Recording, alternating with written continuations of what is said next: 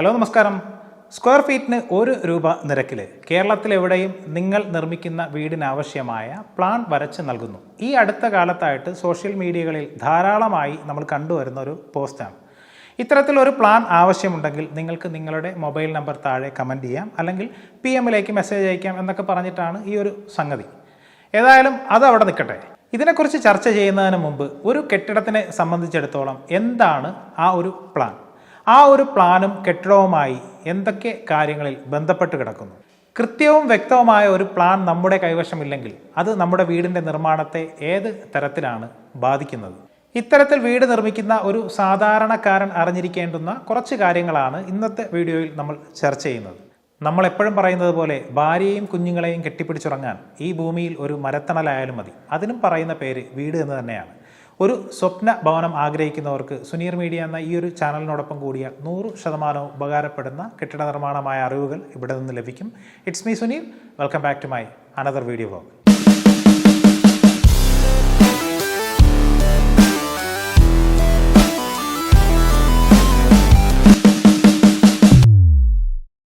ഒരു വീട് നിർമ്മിക്കാൻ ആവശ്യമായ വസ്തു നമ്മൾ മേടിച്ചു കഴിഞ്ഞാൽ പിന്നീട് നമ്മൾ ആദ്യം ചിന്തിക്കുന്നത് ആ ഒരു കെട്ടിടത്തിൻ്റെ പ്ലാനിനെ കുറിച്ചിട്ട് തന്നെയാണ്.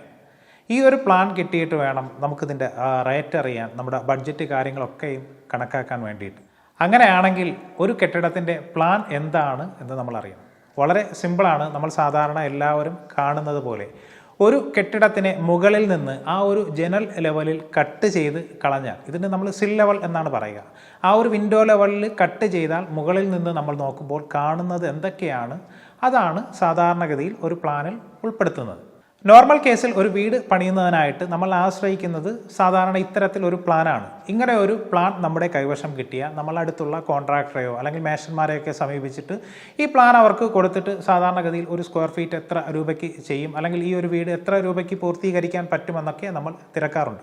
അവിടെ തൊട്ടാണ് നമ്മൾ ശരാശരി ഒരു മലയാളിയുടെ വീട് പണി ആരംഭിക്കുന്നത്. ഇനി ഒരല്പം കൂടി മുന്നോട്ടുള്ള ലെവലിലേക്ക് ചിന്തിക്കുന്നവർക്ക് ഈ ഒരു പ്ലാൻ മാത്രം പോരാ, പകരം അതിൻ്റെ ഒരു 3D എലിവേഷനും കൂടി വേണം. നമുക്കറിയാം സാധാരണഗതിയിൽ 2 എലിവേഷനാണ് വരിക, 2Dയും 3Dയും.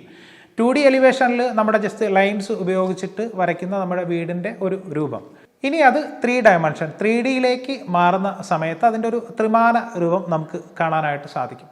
ഓൾമോസ്റ്റ് നല്ല രീതിയിലൊക്കെ വർക്ക് ചെയ്യുന്ന ഒരു 3D ആണെങ്കിൽ നമ്മുടെ വീട് ഫിനിഷായി വരുന്ന സമയത്ത് എങ്ങനെയാണെന്നൊക്കെ ഓൾറെഡി നമുക്ക് അതിൽ നിന്ന് മനസ്സിലാക്കാനായിട്ട് സാധിക്കും.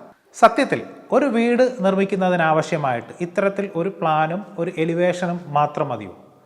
നമ്മുടെ ഒരു സ്വപ്നഭവനം, നമുക്കറിയാം നമ്മൾ ഓരോരുത്തരും വളരെ അധ്വാനിച്ചിട്ട് കഷ്ടപ്പെട്ട ഒരു ആയുഷ്കാലത്തിൻ്റെ അധ്വാനം തന്നെയാണ് നമ്മുടെ വീട് എന്ന് പറയുന്നത്. അത്തരത്തിൽ ഒരു ഭവനം പൂർത്തീകരിക്കുന്നതിന് നമുക്ക് ഇത്തരത്തിൽ ഒരു പ്ലാനും ഒരു 3D എലിവേഷനും ഉണ്ടെങ്കിൽ അത് എത്രത്തോളം സാധ്യമാവും, അല്ലെങ്കിൽ അതിൽ എന്തൊക്കെയാണ് നമുക്ക് വരുന്ന പ്രശ്നങ്ങൾ എന്ന് നമുക്കൊന്ന് നോക്കാം. നോർമൽ കേസിൽ ഒരു പ്ലാൻ മാത്രമാണ് നമ്മൾ വരപ്പിച്ചാൽ നമുക്ക് എത്രത്തോളം അറിയാനായിട്ട് സാധിക്കും നമ്മുടെ ആ ഒരു പ്ലോട്ടിൽ നമ്മുടെ വീട് വെച്ച് കഴിഞ്ഞാൽ എത്രത്തോളം സ്പേസ് നമുക്ക് അവൈലബിൾ ആണ്, അല്ലെങ്കിൽ നമ്മുടെ ഒരു റൂമിലേക്ക് ഒരു കട്ടിൽ, വാർഡ്രോബ്, അതുപോലെ മറ്റു കാര്യങ്ങളൊക്കെ ഒന്ന് സെറ്റ് ചെയ്ത് കഴിഞ്ഞാൽ അതിന് ശേഷം നമ്മുടെ വീട്ടിലേക്ക് എത്ര സ്പേസ് നമുക്ക് ലഭ്യമാണ്. ഇതൊക്കെ നമുക്ക് വെറും ഒരു പ്ലാൻ കൊണ്ട് മനസ്സിലാക്കാൻ സാധിക്കുമോ? ഇനി അത് മാത്രമല്ല, നമ്മുടെ വീട്ടിലേക്ക് കൃത്യമായ നമ്മുടെ ഫർണിച്ചറുകളുടെ സ്ഥാനം, അതുപോലെ നമുക്ക് നമ്മുടെ ഇലക്ട്രിക്കൽ പ്ലഗ് പോയിന്റുകൾ, ലൈറ്റുകൾ, ഓരോ റൂമിലേക്കും എത്ര ലൈറ്റ് വേണം, നമ്മൾ എവിടെയാണ് കമ്പ്യൂട്ടർ ടേബിൾ വെച്ചിട്ട് കമ്പ്യൂട്ടർ ഉപയോഗിക്കുക, മൊബൈൽ ഫോണിൻ്റെ ചാർജറുകൾ നമുക്ക് എവിടെയാണ് ആവശ്യം വരിക, അതുപോലെ തന്നെ ലാൻഡ്സ്കേപ്പിങ്ങിന് എത്ര ഏരിയ നമുക്ക് വേണ്ടി വരും, അതിനെത്ര കോസ്റ്റ് വരും.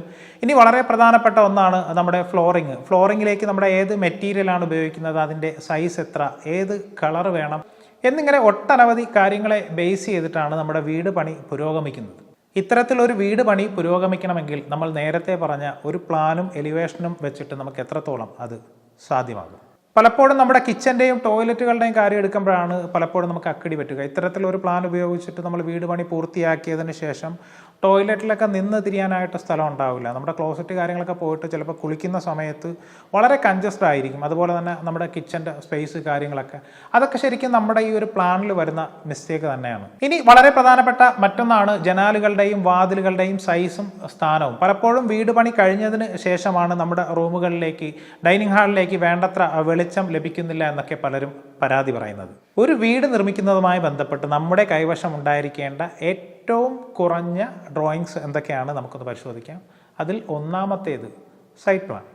ഒരു സൈറ്റ് പ്ലാൻ കൊണ്ട് നമ്മൾ ഉദ്ദേശിക്കുന്നത് എത്രയേ ഉള്ളൂ, നമ്മുടെ വസ്തുവിൻ്റെ പൂർണ്ണമായ വിവരങ്ങളാണ്. ഈ ഒരു വസ്തുവിനെ ബേസ് ചെയ്തിട്ടാണ് നമ്മളെപ്പോഴും ഡ്രോയിങ് ചെയ്യാറുള്ളത്. ഇതിൻ്റെ ഈസ്റ്റ് നോർത്ത് ഡയറക്ഷൻ, അതുപോലെ തന്നെ കിണറിൻ്റെ സ്ഥാനം, സെപ്റ്റിക് ടാങ്കിൻ്റെ ആ ഒരു കൃത്യമായ സ്പേസ്, ആ ഒരു സെപ്റ്റിക് ടാങ്ക് നമ്മുടെ പ്ലോട്ടിലേക്ക് വെച്ച് കഴിഞ്ഞാൽ അയൽപക്കത്തെ കിണറുമായിട്ട് അല്ലെങ്കിൽ നമ്മുടെ കിണറുമായിട്ട് നിശ്ചിത അകലം പാലിക്കുന്നുണ്ടോ, അതുപോലെ തന്നെ പഞ്ചായത്തിൻ്റെയും മുനിസിപ്പാലിറ്റിയുടെയൊക്കെയും ബിൽഡിംഗ് റൂൾ പാലിക്കാൻ സാധിക്കുന്നുണ്ടോ എന്നൊക്കെ ഈ ഒരു സൈറ്റ് പ്ലാൻ വെച്ചിട്ട് നമുക്ക് മനസ്സിലാക്കാം. ഇനി മറ്റൊന്ന് ഫ്ലോർ പ്ലാൻ. നമ്മൾ ആദ്യം പറഞ്ഞതുപോലെ ഒരു സിൽ ലെവലിൽ നമ്മുടെ ബിൽഡിങ്ങിനെ കട്ട് ചെയ്താൽ മുകളിൽ നിന്ന് നമ്മൾ എന്തൊക്കെയാണോ നോക്കിക്കാണുന്നത് അത് തന്നെയാണ് ഇത്തരത്തിൽ നമ്മുടെ ഒരു ഫ്ലോർ പ്ലാനിൽ ഉണ്ടായിരിക്കുക. ഈ ഒരു ഫ്ലോർ പ്ലാനിനെ നമ്മൾ നേരത്തെ വരച്ച സൈറ്റ് പ്ലാനിലേക്ക് ഇൻസേർട്ട് ചെയ്യുമ്പോഴാണ് നമുക്കതൊരു കൃത്യമായ രൂപം കിട്ടുക. നമ്മുടെ ഒരു ബിൽഡിങ്ങിൻ്റെ സെറ്റൗട്ട് അല്ലെങ്കിൽ ഈ കുറ്റിയടിക്കുന്ന സമയത്തൊക്കെ മസ്റ്റായിട്ട് നമ്മുടെ കൈവശം ഇത്തരത്തിലുള്ളൊരു സൈറ്റ് പ്ലാനും അതുപോലെ തന്നെ ഫ്ലോർ പ്ലാനും ഉണ്ടായിരിക്കണം. എന്നാലാണ് നമുക്ക് ഫ്രണ്ട് നമുക്ക് എത്ര സ്പേസ് കിട്ടുമെന്നും അതുപോലെ തന്നെ പുറക് സൈഡിലേക്ക് നമ്മുടെ ബിൽഡിങ് കഴിഞ്ഞിട്ട് എത്ര സ്പേസ് നമുക്ക് യൂസ് ചെയ്യാൻ കിട്ടും, അതുപോലെ തന്നെ നേരത്തെ പറഞ്ഞ നമ്മുടെ കിണറിൻ്റെ സ്ഥാനം എല്ലാം ഈ ഒരു പ്ലാനിലായിരിക്കും നമ്മൾ രേഖപ്പെടുത്തിയിട്ടുണ്ടാവുക. ഇനി മൂന്നാമതായി ക്രോസ് സെക്ഷൻ. വളരെ ഇമ്പോർട്ടൻ്റ് ആയിട്ടുള്ളൊരു കാര്യമാണ് ക്രോസ് സെക്ഷൻ. ക്രോസ് സെക്ഷൻ എന്ന് പറഞ്ഞു കഴിഞ്ഞാൽ നമ്മുടെ ബിൽഡിങ്ങിൻ്റെ ഏതെങ്കിലും ഒരു സൈഡ് ടു സൈഡ് നമ്മൾ കട്ട് ചെയ്താൽ, നെടുകെ നമ്മൾ കട്ട് ചെയ്ത് കഴിഞ്ഞാൽ നമ്മൾ കാണുന്ന കുറേ അധികം കാഴ്ചകളുണ്ടാകും. അതിൽ പ്രധാനമായും നമ്മുടെ ഫൗണ്ടേഷൻ്റെ ഹൈറ്റ്, അതിൻ്റെ ഡീറ്റെയിൽസ് കാര്യങ്ങളുണ്ടാവും, ലിൻഡർ ലെവലിൻ്റെ ഹൈറ്റ്, അതുപോലെ തന്നെ ഷെയ്ഡിൻ്റെ തിക്നെസ്, മുകളിലേക്ക് വരുന്ന സമയത്ത് നമ്മുടെ റൂഫ് സ്ലാബിൻ്റെ തിക്നെസ്, അതുപോലെ വളരെ പ്രധാനപ്പെട്ടതാണ് നമ്മുടെ ടോയ്ലറ്റുകളുടെ ലെവൽ എന്ന് പറയുന്നത്. പലപ്പോഴും നമ്മുടെ ഫ്ലോറിൽ നിന്നും ടോയ്ലറ്റ് ഒരു നിശ്ചിത ഡെപ്തിലായിരിക്കും നമ്മൾ ചെയ്യുക. അതെല്ലാം തന്നെ കൃത്യമായിട്ട് ഇത്തരത്തിലുള്ള സെക്ഷൻ പ്ലാനുകളിൽ നമ്മൾ രേഖപ്പെടുത്തിയിരിക്കും. അതുപോലെ തന്നെ വളരെ ഇമ്പോർട്ടൻ്റ് ആയിട്ടുള്ള മറ്റൊരു കാര്യമാണ് നമ്മുടെ സ്റ്റെയർ കേസിൻ്റെ ആ ഒരു സൈസ് കാര്യങ്ങളൊക്കെയും ഡീറ്റെയിൽ ആയിട്ട് നമ്മൾ കൊടുക്കുക ഇത്തരത്തിലുള്ള സെക്ഷൻ ഡ്രോയിങ്ങുകളിലാണ്. ഇനി ഫോർത്ത് നമ്മൾ നോക്കുന്നത് എലിവേഷൻ. നമ്മൾ നേരത്തെ പറഞ്ഞതുപോലെ നമ്മുടെ ഒരു ബിൽഡിങ്ങിനെ നോർമൽ കേസിൽ നമ്മുടെ ഒരു ഫ്രണ്ട് സൈഡിൽ നിന്ന് നോക്കുമ്പോൾ നമ്മുടെ ഐ ലെവലിൽ വരുന്ന ആ ഒരു കാഴ്ച, അതിനാണ് എലിവേഷൻ എന്ന് പറയുന്നത്. ഇത് രണ്ട് രീതിയിലാണ് നോർമൽ കേസിൽ നമ്മൾ ചെയ്യുന്നത്. ഒന്ന് 2 ഡയമെൻഷൻ എലിവേഷൻ, 2D എലിവേഷൻ, മറ്റൊന്ന് 3 ഡയമെൻഷൻ എലിവേഷൻ. ഏതൊരു ബിൽഡിംഗ് പെർമിറ്റ് ഡ്രോയിങ് എടുത്ത് നോക്കിയാലും ഇത്തരത്തിൽ ഒരു സൈറ്റ് പ്ലാൻ ഉണ്ടാവും, ഫ്ലോർ പ്ലാൻ ഉണ്ടാവും, അതുപോലെ തന്നെ സെക്ഷനും എലിവേഷനും ഉണ്ടാവും.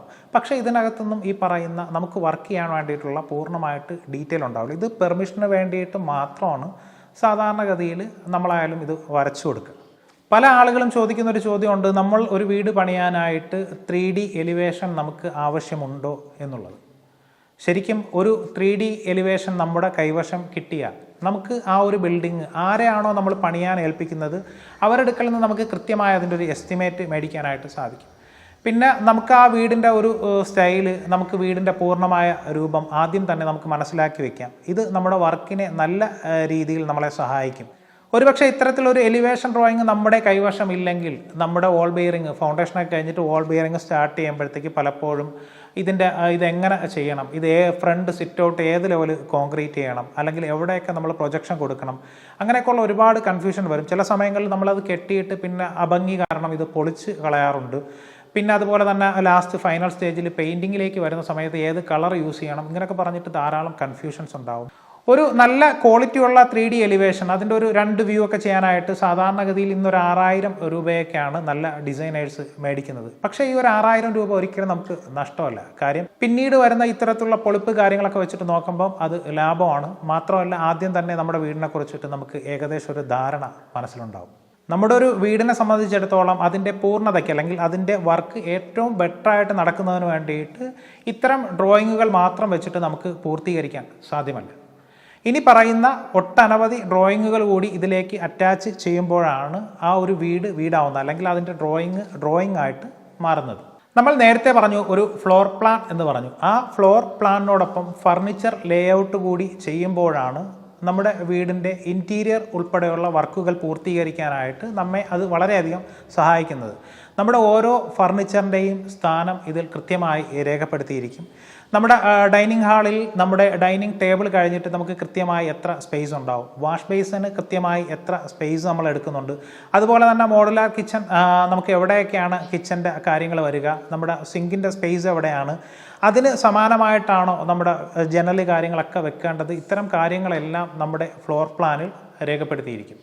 ഇനി മറ്റൊന്നാണ് ഇലക്ട്രിക്കൽ ലേഔട്ട്.